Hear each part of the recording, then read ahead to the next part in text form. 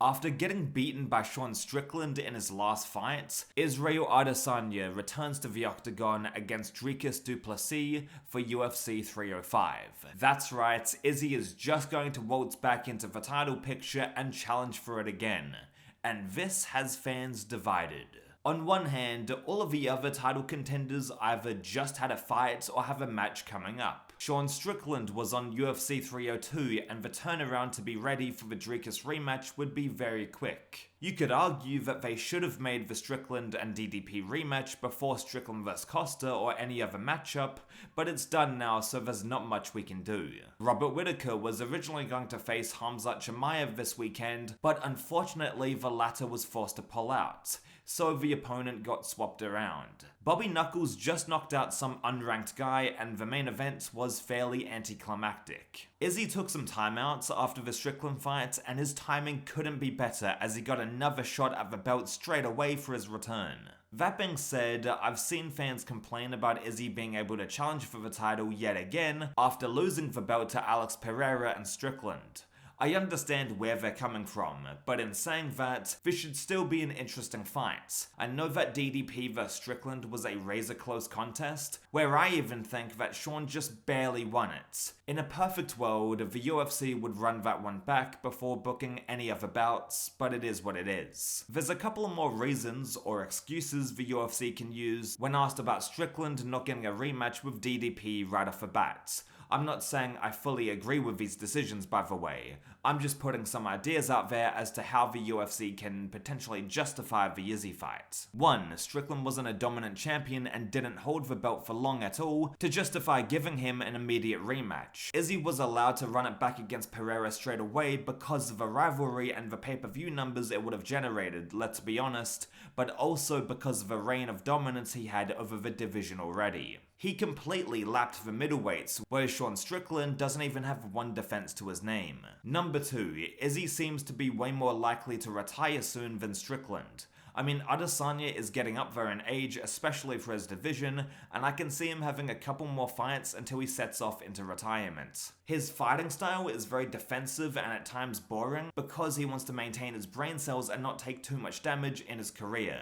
As you get older, that chin goes more and more, and the UFC, knowing that Izzy might not have long left in the sport, are giving him the big fights and opportunities first. Again, I must stress the point that I don't agree with these potential justifications from the UFC. Strickland should have gotten the rematch with DDP. That being said, of course we know the real reason why Izzy was booked for another title fight.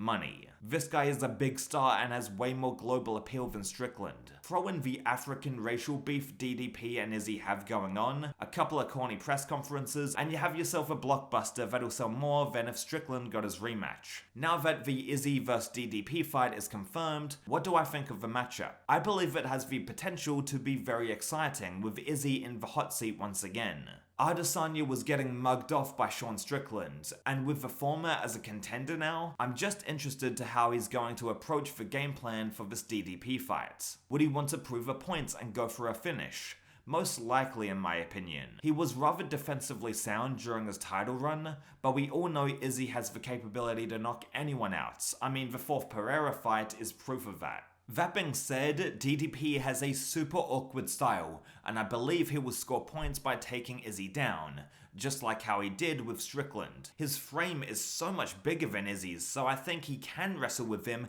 and maybe cause some problems. There are ways that DDP can win, and also Izzy, and that's what the UFC is best at, giving us truly quality matchmaking. Fights that can go either way. Since UFC 305 takes place in Perth, Australia, there will be some other Australian fighters on the card which I'm very excited about. From what it looks like, Steve Versig is on UFC 305, battling Kara, France. A lot of Australian MMA fighters are making their way to the UFC, and as someone from the country, I cannot wait for them to potentially become champions. Volk and Bobby Knuckles laid out the blueprint. It's time for JDM and Steve Versig to step up and bring the belts back to Australia. Speaking of Jack Della Maddalena, he was supposed to be on UFC 305, but unfortunately he couldn't fight due to injury. I'm absolutely gutted about that because he's one of my favorite fighters at the moment. He's a textbook boxer and a real solid contender at 170. JDM, Shavkat and Ian Gary are the new crop of welterweights, and it's great to see a division with such a mix of veteran fighters and skilled prospects. So all signs pointed to JDM fighting Shavkat on the Perth card. I need to see that at some point. I know that Shavkat is going to be the heavy favourite. I mean, the dude has looked unstoppable so far in his career, but don't count JDM out. He knows how to pull wins out of his ass. Take the Gilbert Burns performance as an example. But yes, I need to see if I can go to this event or something, man. Please like and subscribe so I can actually go to these UFC events. Also, let me know who wins between Izzy and DDP, and if Adesanya even deserves the title shot.